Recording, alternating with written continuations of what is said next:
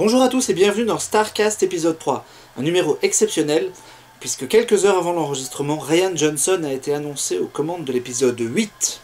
Le réalisateur de Looper devrait succéder à J.J. Abrams à la réalisation et écrire lui-même le scénario du film. On évoque aussi le fait qu'il pourrait écrire un traitement pour l'épisode 9, sûrement pour permettre une continuité entre les histoires. C'est un choix dans la lignée des réalisateurs précédemment annoncés, Josh Tranks et Gareth Edwards, un jeune metteur en scène issu d'une nouvelle génération. Il est malheureusement beaucoup plus discutable car il faut bien admettre que Looper, c'était pas très bien. Le film qui rassemblait Joseph Gordon-Levitt et Bruce Willis incarnant le même personnage à différentes époques, l'un venant tuer l'autre, était un joyeux foutoir rempli d'incohérences temporelles, assez bizarrement fait, et la réalisation était loin d'être bonne. Souvenez-vous de cette scène, Bruce Willis est debout dans un couloir, il a un pistolet mitrailleur à la main, tire sur des gens, et Rian Johnson oublie tout simplement de filmer le contre-champ. Donc on voit Bruce Willis qui tire et on ne sait pas du tout sur qui, ni ce qui se passe de l'autre côté. Il y a pas mal de choses dans le film qui vont pas et on se demande un peu ce qui est passé dans la tête de Kathleen Kennedy, qui jusque-là faisait d'excellents choix. Et là, malheureusement, c'est pas aussi flagrant que ça pourrait l'être. Effectivement, le film a eu une bonne presse et a eu un joli succès, mais c'est pas qu'il y a quelqu'un qui a les qualités d'un Gareth Edwards. Donc c'est un peu surprenant, on va voir comment évoluent les choses, on va voir si Lawrence Kasdan va jeter un coup d'œil à son histoire, on va voir si Rian Johnson s'inspire du boulot que J.J. Abrams aura mis en place, ou fera quelque chose de complètement différent. Puis de toute façon, l'info vient de tomber, on est encore en plein dans l'épisode 7, donc on va pas non plus trop s'emballer sur l'épisode 8, il reste encore du temps, de l'eau va couler sous les ponts, et on verra comment les choses évoluent au fur et à mesure. Oh non, c'est atroce, des deux, tu m'entends? Dis-moi quelque chose. On peut le réparer, n'est-ce pas? Ouais, on va s'occuper de lui tout de suite.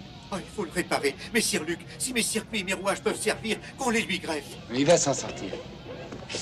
La rumeur du moment concernant l'épisode 7 maintenant vient d'un site intitulé Making Star Wars qui évoque des méchants qui seraient des sortes de chasseurs de Jedi. On parle d'un groupe de mecs armés de sabres laser qui auraient maintenu en vie l'Empire dans le plus grand secret. Certains disent même que Luke aurait pu passer les 30 ans qui séparent le retour du Jedi de l'épisode 7 à traquer ces gens-là. On imagine aussi qu'il pourrait tenter de faire revivre un Seigneur Sith. Tout ça est un peu bancal. D'ailleurs, un autre site très fiable, TheForce.net, a démenti l'information. Mais on ne peut pas s'empêcher d'y penser. Il y a quelque chose de pas idiot derrière cette rumeur. Ne pourrait-on pas imaginer des fanatiques de la dictature impériale tentant de reprendre les armes, voire même de ressusciter un Seigneur Sith? Certains poussent la réflexion jusqu'à imaginer une connexion avec la série animée Rebels, qui arrive à l'automne.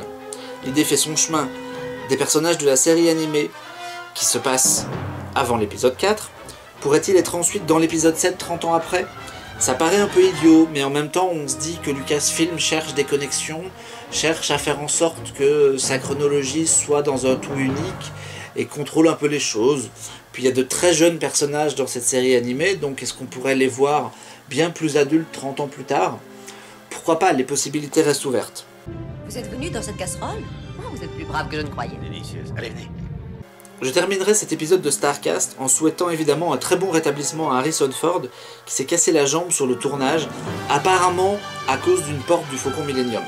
On ne doute pas une seule seconde qu'il est entouré des meilleurs médecins, qui devraient être vite remis d'aplomb, même si on parle de 8 semaines d'arrêt.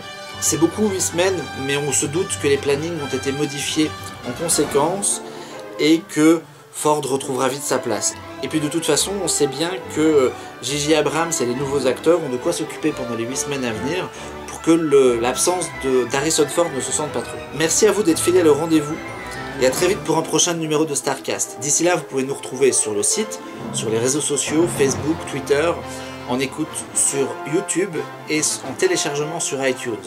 À la prochaine, ciao! La route est dégagée, petit gars. Fais-moi péter cet engin et